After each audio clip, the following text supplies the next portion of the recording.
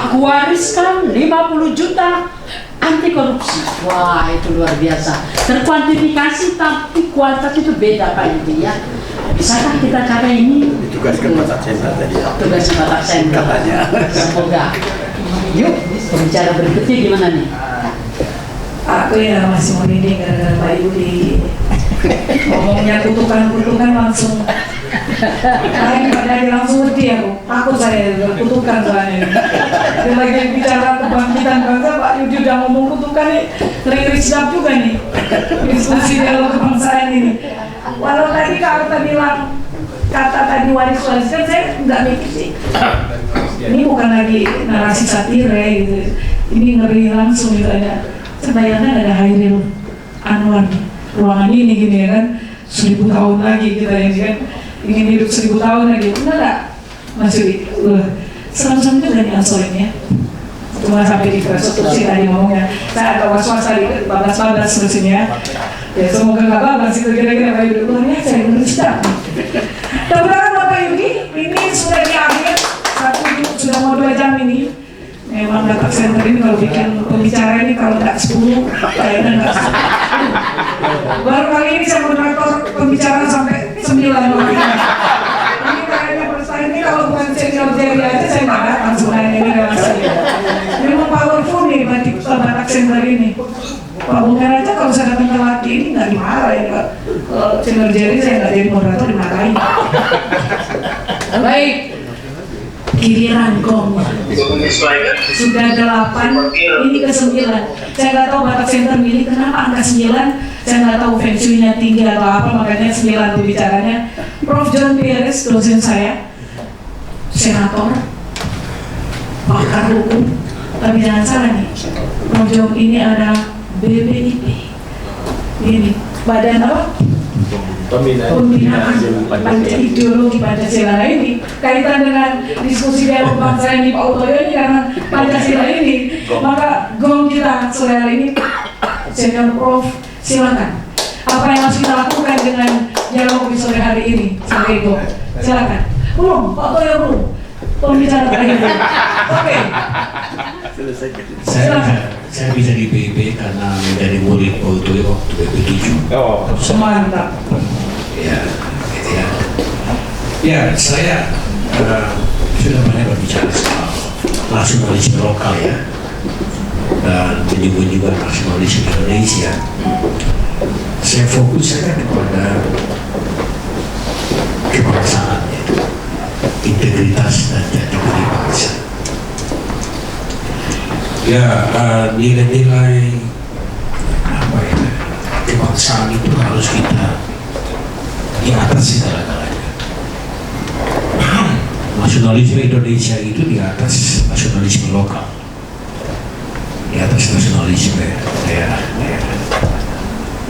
Saya ambil contoh saja separuh dari usia Republik ini, Menteri Kesehatan Republik Indonesia itu dari Maluku, Limena dan Sulawesi. Tapi mereka juga gagal mendirikan fakultas kedokteran di Maluku. Saya mengatakan bahwa nasionalisme Indonesia mereka lebih tinggi dari nasionalisme lokal. Karena memang semuanya sekolah Belanda waktu itu. Dan lari ke jalan untuk menjadi masuk dalam pergerakan nasional. Nah, pada zaman SBY itu fakultas kedokteran didirikan salah seperti ini. Karena saya melihat sini melihat masyarakat sana. Ya, masyarakat di Kepulauan Aru yang berbatasan dengan Australia itu, sudah berangkat jam 1. dia kalau mau ke rumah sakit bermain di Jakarta, dia harus naik pesawat 4 kali. Aru, 2, Ambon, Makassar, Jakarta. Dia menjual 5 ekor sapi untuk biaya itu. 2 hari kemudian masuk di Jakarta meninggal. Kondisi itu sampai sekarang masih ada. Kita capek untuk membina nasionalisme Indonesia di sana supaya jangan merdeka. Dan insya Allah mereka tidak tergoda dengan Itu karena BP7 pusat dan karena BPIP. Artinya integritas dan jati diri bangsa itu memang menjadi pusat perhatian kita. Ya. Kalau semua orang Batak mempunyai jati diri dan integritas bangsa, katakanlah seperti mahasiswa saya juga, ya, saudara Komarudin Simatunda, itu mahasiswa saya, S1 maupun S2 itu, luar biasa itu. Sama dia mahasiswa saya juga, luar biasa. Ya. Dan masih banyak.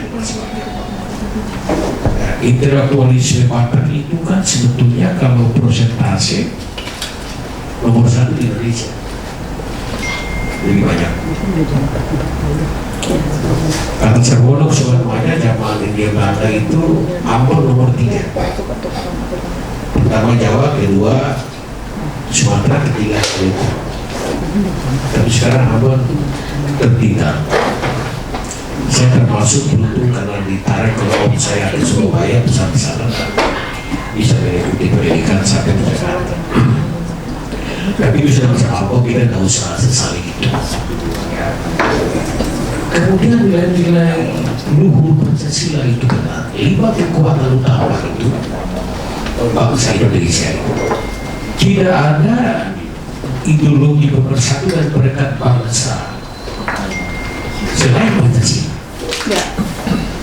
Untuk mempersatukan dan merekatkan bangsa Indonesia ini menjadi satu bangsa yang sangat kokoh kuat. Sarwono Kussumatmaja, Akbar Tanjung dan Edi Sudrajat punya teori begini, Moga.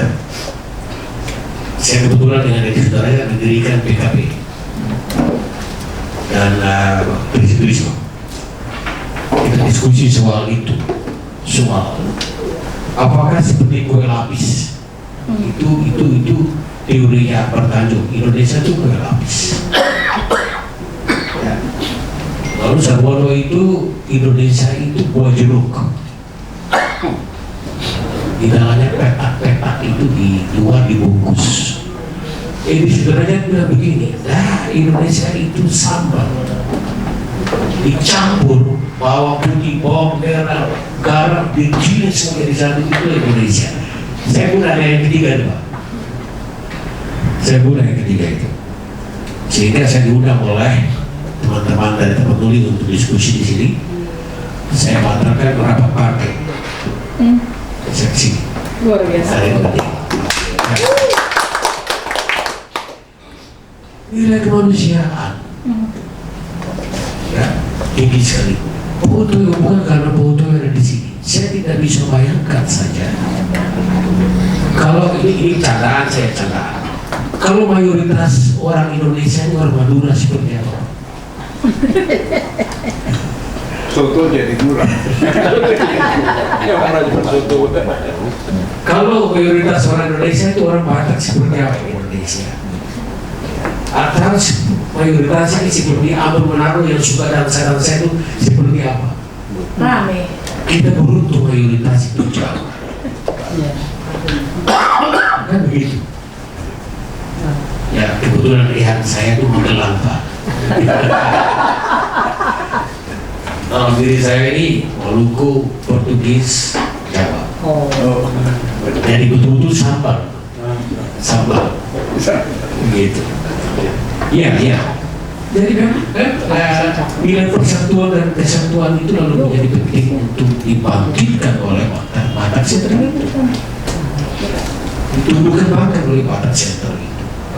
Kemudian jangan lupa aspek kesetaraan, equality before the law. Itu jangan lupa. Semua sama derajatnya. Ada kemiripan Batak dan Ambon soal warisan. Ada. Hanya anak laki-laki tertua yang berhak. Anak perempuan kalau sudah menikah keluar nggak boleh. Jawa enggak. Sama. Hukum adat Jawa itu menjadi fondasi hukum agraria kita. Maunya seperti itu. Dan tugas kita mengikis cara-cara seperti itu. equality, reform, kesetaraan itu penting. Itu nilai kebangsaan kita. Anak saya doktrinir begini, kalau kamu ditanya, kamu siapa namanya? Saya bilang, sebutkan nama duluan, lalu kemudian asal dan bangsa, terakhir agama. Nama saya Stefano, asal Maluku, ya. Agama Kristen, bangsa Indonesia, dikunci dengan bangsa. Dan kalau boleh ya hybrid lah, kawin silang atau suku. Teori sambal tadi itu. Kalau saya pulang ke Surabaya, betul saya udah minoritas. Keponakan sepupu itu semua sudah bahasa Jawa. Iya, saya senang juga sih. Senang. Itulah Indonesia sebetulnya yang kita mimpikan. Ya. Walaupun ada suku yang kecil, tapi dia merasa aman tinggal di tengah-tengah. Hiruk-pikuk suku yang besar, kan begitu. Ya. Kemudian kemajemukan ya masyarakat, wawasan Nusantaranya itu penting. Nah, ketika saya menjadi panitia rancang undang-undang DPRI membahas undang-undang tentang wawasan Nusantara, Toyo dan Bogor, kita diskusi dengan Lemhanas Agus Wijoyo. Pak, kita mau bikin undang-undang ini. Agus Wijoyo bilang jangan, doktrin tidak boleh diatur dalam undang-undang. Ya, dia tetap ada di konstitusi atau di dalam MPR itu. Wawasan Nusantara itu doktrin, bukan norma hukum. Luar biasa. Nah, jadi aspek wawasan Nusantara di kita yang hadir pada sore hari ini penting memang ya, untuk kita resapi, kita implementasi dalam kehidupan kita sehari-hari. Kemudian kita ditantang juga dengan poros ideologi, ya, kapitalisme, liberalisme, komunisme, sektarianisme, radikalisme, dan Pancasila. 4 poros ideologi besar. 2 kali kami ke Roma. Dua kali itu kami ke Vatikan. Istilahnya mereka bukan tanya jawab ya, tanggapan. Pak Bogor kita diskusi dengan sekretaris utamanya Paus. Dia memuji habis itu ideologi Pancasila. Itu ideologi global, ideologi dunia. Cerdasnya Bung Karno itu dia menggabungkan 5 sub ideologi menjadi satu ideologi. Saya juga nggak nyampe dah. Cina pertama itu kan di Timur Tengah sana, Yahudi, Islam, yang berdasarkan agama yang suci ya. Kemudian Indonesia atur globalisme ya. Kalau pasal dua itu tidak betul sekali. Demokrasi, atas social justice for keadilan sosial. Itu sederhana sekali. Tapi dia menjadi 5 kekuatan yang sangat besar. Dalam bahasa Indonesia tadi sila kekuatan. Kita akan melakukan sublimasi soal begitu. Lalu sejalan dengan kaum cendekiawan yang luar biasa dari NU. Ya. Saya melihat hampir mirip. Pusat-pusat kekuasaan sekarang Pak Utoyo tidak menjadi lagi pusat keterangan,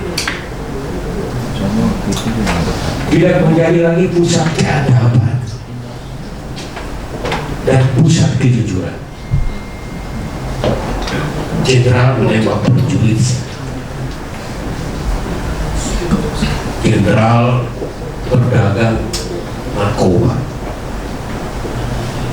Memalukan sekali. Hakim Agung, Hakim Mahkamah Konstitusi puncak upaya manusia untuk menjadikan keadilan masuk penjara. Ibu-ibu pun jual narkoba. Ya betul itu. pabrik narkoba dibangun di lapas.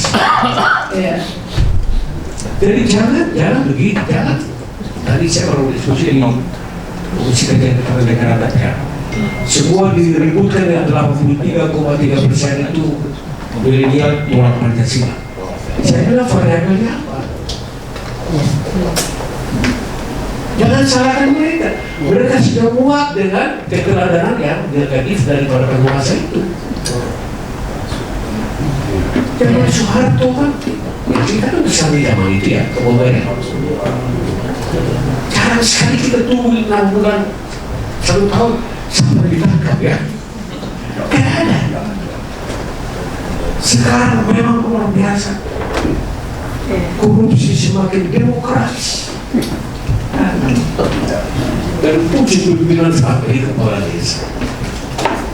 Di mana kebangsaan kita yang nilai-nilai perjabatan tadi, semua pembicara kebuatan tadi, itu menjadi question mark ya. Ibu-ibu mau masuk salah sekalian untuk kita diskusi dengan itu. Mau lihat kan? Mantap, luar biasa ini. Kalau bomnya sudah nutup begini, luar biasa ini. Saya yakin ini diskusi